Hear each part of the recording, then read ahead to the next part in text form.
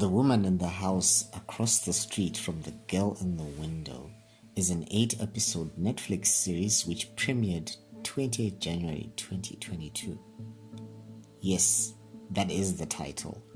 Quite the mouthful, and from here on, I'll simply refer to it as the series. The title and the premise of the series take inspiration from psychological thrillers such as The Girl on the Train and The Woman in the Window. It's supposed to be a parody of the genre. The Woman in the House Across the Street from the Girl in the Window.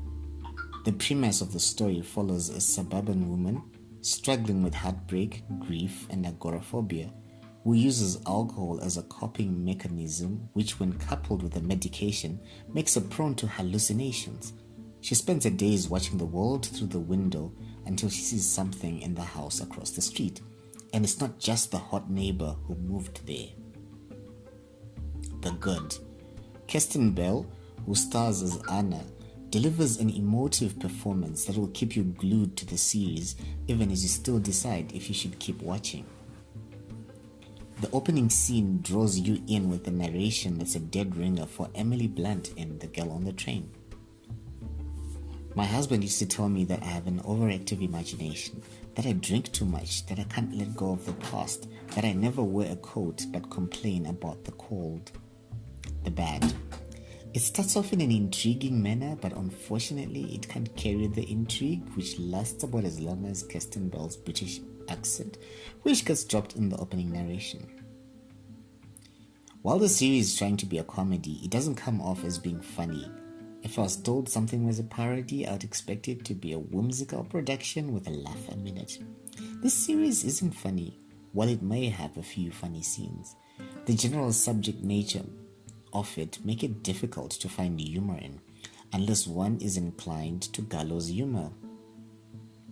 Mental health, alcohol addiction, phobias, and grief aren't topics that are cut out for being parodied. As it is, the series actually takes itself very seriously, or at least Kirsten Bell's performance was so flawless that it's really hard to dismiss the thing of it as a parody. The Ugly.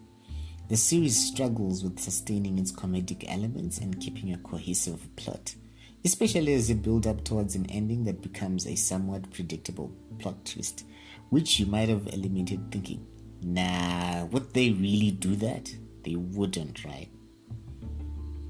The series really overplays its hand in its trope of things that happened versus things that are simply in Anna's head. And then an equally absurd closing episode that should probably be set up for a season 2.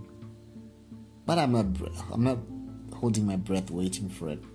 The Woman in the Seat Across the Armrest from the Lady in 2A, working title.